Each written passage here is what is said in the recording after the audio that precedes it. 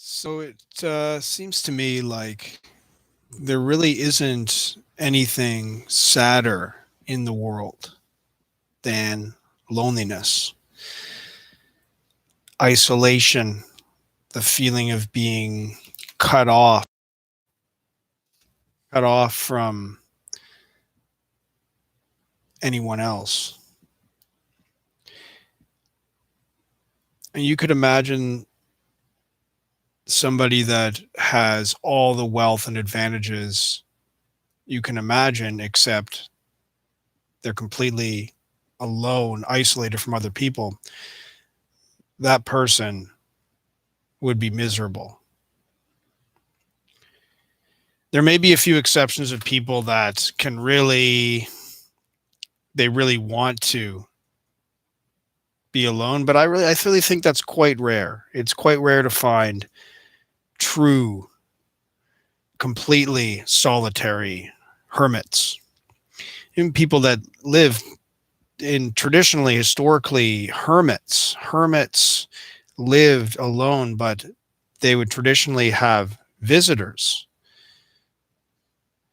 You could have the guy living on the hillside, uh, could spend many days alone, but he would be known to be there and would have people visit him.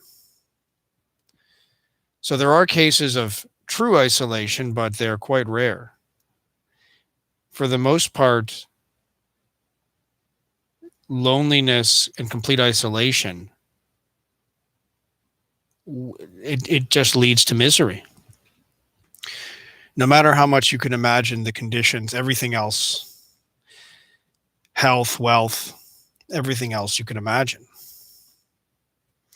Just imagine being perfectly healthy and rich in your mansion and you have no friends or family.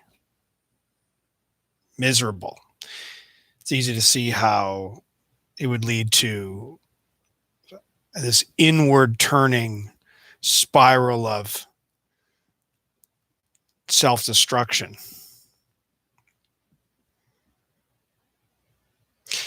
And on the other side, you can imagine somebody that is poor and sick, suffering, and yet is connected by love with friends and family, deeply connected, deeply loved, and loving friends and family.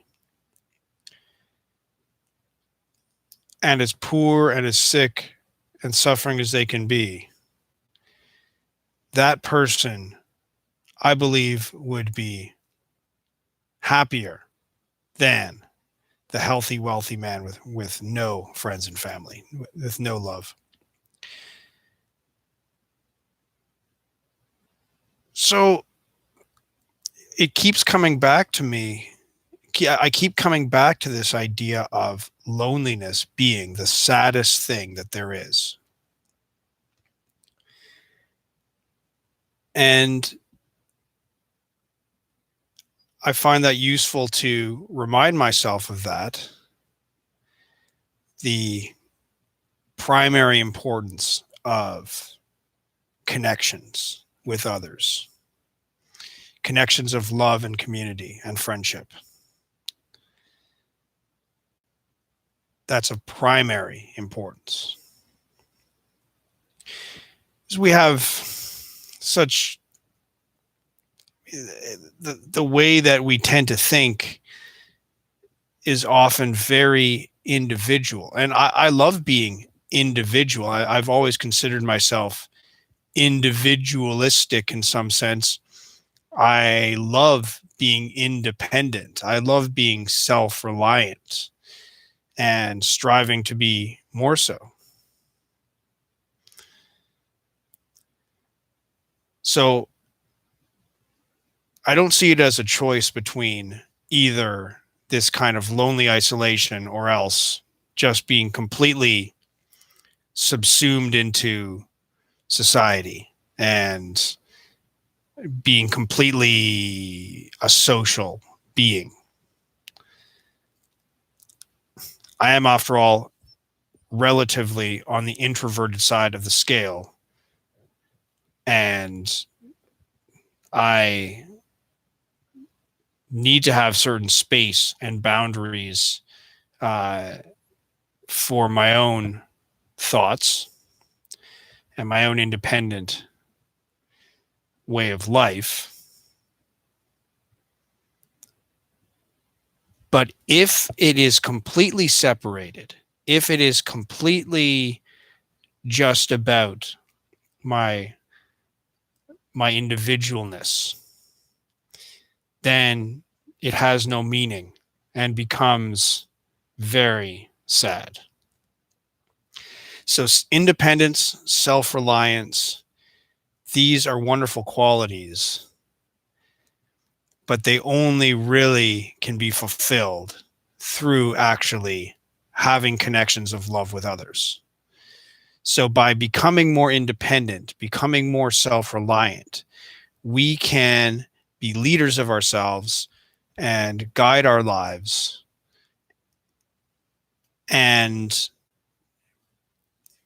be independent from a lot of the influences from outside that are trying to pull us one way or another. We can stand strong as individuals and choose the way we want to live. But when we actually live that life, what really gives the depth and meaning to that life is the connection with others. So being an independent, self-reliant person, you can use that strength and that independence to support others, to guide others, and to raise up everybody as a community, family, partnership, friendship.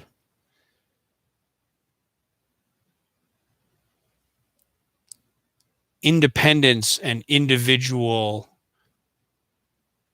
strength and reliance are the tools, but the project then to be done, the project to what we're building with those tools of independence and self-reliance, what we're building is something that can only be together. It can only be in community, in friendship, in family, and in love.